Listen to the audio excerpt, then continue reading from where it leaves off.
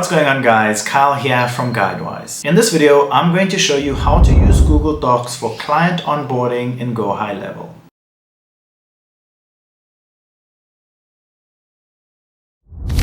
Create a Google document called Client Onboarding Guide. Include information like a welcome message, next steps, project timeline, required documents, communication, and a thank you note at the end. Then go into GoHighLevel and select Automation. Then select Create Workflow, Start from Scratch. So we're going to add a new trigger and we are going to search for Contact Tag. Then we're going to add a filter, Tag Added, and we want Client. Then select Save Trigger. Now we want to add an email action. So select the plus sign, then search for email, send email. Then you can type in who it's from, if you need to CC anyone, and then type in your email. You could write something like this for your email. Hi, contact, first name.